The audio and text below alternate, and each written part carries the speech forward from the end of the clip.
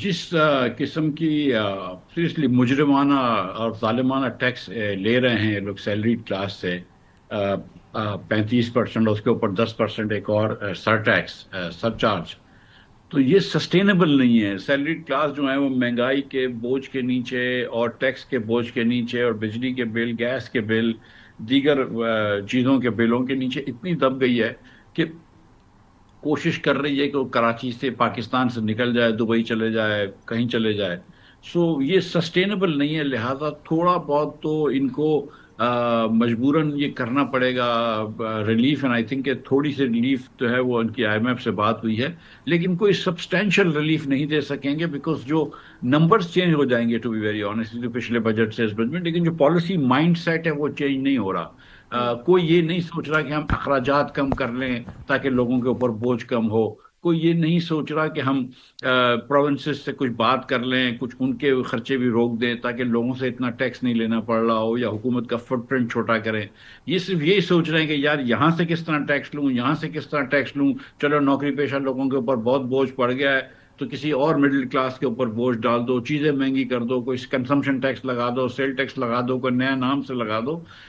لیکن جو دو چیزیں جو کہ بار بار پاکستانی کہتے ہیں کہ اس کو وائڈن کرو ٹیکس نیٹ کو، امیر لوگوں کو، صاحب حیثیت لوگوں کو، جو کہ صاحب حیثیت ہونے کے علاوہ انفلوئنس بھی رکھتے ہیں، وزن بھی رکھتے ہیں، ان کو بھی ٹیکس نیٹ میں لائیں، اور دوسرا کہ اخراجات کم کریں۔ یہ دونوں کام حکومت نہیں کرتی۔ لیکن یہ جو ایلیٹ کیپچر کی آپ بات کر رہے ہیں ٹیکس سسٹم کے اوپر، جس کو ٹیکس سے باہر رکھا گیا ہے، وہ کس کس کیٹیگری میں ہوگی؟ اس لیے کیونکہ ایک طرف تو آئی ایم ایف کی یہ بھی ڈیمانڈ تھی نا کہ آپ کا جو ایگریکلچر سیکٹر ہے اس کے اوپر ٹیکس نہیں ہے، اس پہ ٹیکس لگائیں، لیکن ایگریکلچر سیکٹر پہ ٹیکس لگانا اس ٹائم پہ گورنمنٹ کے لیے پاسبل ہوگا؟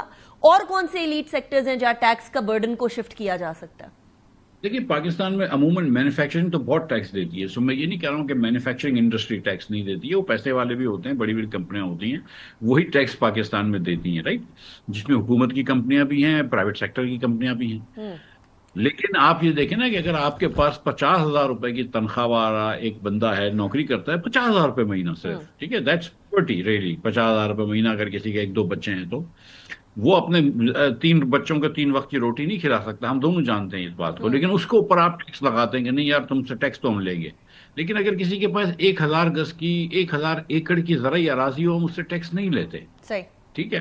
آئی ایم ایف کے کہنے پہ اتنا ہم نے کیا تو ہم نے لا بنائے، ہم ٹیکس لینے کا کوئی ارادہ نہیں ہے، نہیں تو اس کو ہم وفاق میں لے آتے ہیں، ابھی بھی صوبے میں رکھا ہے، اس سال بھی ٹیکس نہیں لیں تو گے۔ آپ یہ کہہ ایک اور رہے ہیں آپ یہ کہہ رہے ہیں یہ جو صرف لپ سروس ہے ایگریکلچر سائٹ کے اوپر ٹیکس لگانے پہ؟ 100%، نہ صرف یہ لپ سروس ہے بلکہ یہ ایک اپرچونٹی ہے باقی لوگوں کو بھی ٹیکس چوری کرنے کا۔ آپ دیکھ لیجئے بڑے بڑے جو انڈسٹریل ہاؤسز ہیں، سب کی ایک ایک ڈیری ہوتی ہے۔ یہ ڈیری کا بھی ضرور اچھا بزنس ہوتا ہوگا، مجھے یقین ہے، لیکن ایک وجہ ڈیری رکھنے کی یہ بھی ہے کہ ڈیری میں آپ پروفٹ پارک کر سکتے ہیں، وہ پھر ڈیری بھی ایگریکلچر میں آتی ہے، اس کے اوپر ٹیکس نہیں لگتا۔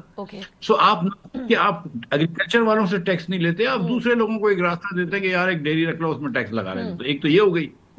دوسری کیا ہے کہ جیسے پراپرٹی ہے، اب اربوں روپے کی پراپرٹی، آپ پراپرٹی کے اوپر اطمینان بخش پراپرٹی ٹیکس نہیں لیتے، آپ بہت ساری ڈالرز کے اوپر اگر آ جائے، کوئی ایک لمٹ ہو گئی ہے اب، لیکن ادھر سے اس کے اوپر ٹیکس نہیں دیتے، تو ایسے ریل اسٹیٹ اور پراپرٹی اسپیکولیشن کے اوپر، ریل اسٹیٹ کے اوپر تو پھر بھی ٹیکس اتنا نہیں لگنا چاہیے، to be very honest with you, کیونکہ انڈسٹری سے جاب آتا ہے، لیکن پراپرٹی اسپیکولیشن کے اندر جو ہے یہ بڑے بڑے ذمہ دار، بڑی بڑی جائیداد والے 2 2 3 3 4 4 جنریشن میں اپنے بچوں کو پاس کر رہے ہیں، ان کے بچوں کو پاس کر، ان کو اوپر ایک ٹیکس نہیں ہے پیسے کا، وہ تھوڑا سا ہونا چاہیے اس سے پہلے کہ آپ 50,000 روپے کی تنخواہ والے سے ٹیکس لیں، آپ میرے خیال سے ان سے ٹیکس لینا۔ Got your point. اب نیکسٹ اسٹیپ آتا ہے مفتیٰ صاحب پاکستان کی سود کی ادائیگی، because of course we are heavily dated, and اس ڈیٹ کا سود ہم نے ادا کرنا ہے۔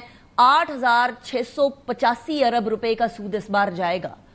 یہ بجٹ کے اوپر ایک بہت ہیوی اماؤنٹ ہوتی ہے، یہی اماؤنٹ کہیں اور یوز ہو سکتی ہے، اس والے ایلیمنٹ کو ہم ریڈیوس کیسے کریں اوور دا ایئرز؟ بیکاز بڑے عرصے سے ہمارا یہ ایک بہت بڑا ایلیمنٹ ہے جو کہ پیسے لے جاتا ہے۔ وہ اگلے سال تو ریڈیوس آٹومیٹکلی ایک طریقے سے تو ہو جاتا ہے نا، کہ یہ آپ کا شرح سود کم ہو گئی۔ پچھلے سال شرح سود جو تھی وہ 21% تھی، تو انہوں نے 9,775 ارب روپیہ انہوں نے اس کے لیے وہ مختص کیا تھا، بجٹ کیا تھا، 8,700 روپے پڑا ہے۔ अगले साल आई एम एक्सपेक्टिंग कि ये 6,700 6,500 अरब रुपए तक इनको डेट सर्विसिंग होगी। डेट कैसे कम हो जाए अगर, तो फिर उसके बाद सर्विसिंग हो जाए खुद ब खुद कम, वरना तो आप सारे सूद में हैं। और डेट कम करने के लिए बेसिकली जो है वो आपको हर साल का खसारा कम करना पड़ेगा। पाकिस्तान का मसला ये है कि इस साल जो जो रवा माली साल है, इसमें आपका 8,500 अरब रुपए का खसारा होगा। ये मजीद आपने 8,500 अरब रुपया हर पाकिस्तानी को मजीद मकरूज कर दिया 25,000 रुपए से 8,500 अरब रुपए का खसारा करके। ये अब हमारा अगले साल इसके ऊपर भी सूद देना पड़ेगा। जो पहले 70,000 अरब रुपया था उसके ऊपर तो देना ही पड़ रहा था, और अब जिस तेजी से बढ़ रहा है वो तेजी एक तशवीशनाक है। और मेरे जैसे कुछ लोग ये सोचते हैं कि पाकिस्तान में ग्रोथ नहीं आ सकती है, पाकिस्तान में तेज ग्रोथ नहीं आ सकती जब तक कि आप एनएफसी नहीं कम करते, और एनएफसी के बाद फिर आप खसारे कम नहीं करते। लेकिन एनएफसी कम करने के लिए सूबे तैयार नहीं है ना मुफ्ती साहब। ये तो आईएमएफ की भी डिमांड थी, but they are not ready. फिर क्या करें? इसके ऊपर तो बहुत इशू हो जाता है। कोलिशन गवर्नमेंट है, कोलिशन गवर्नमेंट ही टूटने का दर शुरू हो जाता है, स्टार्ट हो जाता है, खतरा हो जाता है। ये देखें, मैं आपको एक गुजारिश ही कर रहा हूं कि जिधर हम 2010 से हम तरक्की नहीं कर पाए, हिंदुस्तान, बांग्लादेश, दीगर ममालिक हमसे किधर किधर आगे निकल गए। ठीक है, we don't really need to just win Wars in airplanes. वो तो अल्लाह का शुक्र है हम जीते हैं, और हम जीते हैं। बिल्कुल। लिटरेसी के खिलाफ भी जंग जीतनी है, जहालत के खिलाफ भी जंग जीतनी है, भूख के खिलाफ भी जंग जीतनी है, और वो हम नहीं जीत सकेंगे। ये जो आप कह रहे हैं कि सूबे एग्री नहीं करेंगे, कभी ना कभी तो एग्री करना ही पड़ेगा ना। सूबे मुल्क से बाहर थोड़ी है, किसी और मुल्क में सूबे थोड़ी है, हमारे मुल्क में सूबे है ना।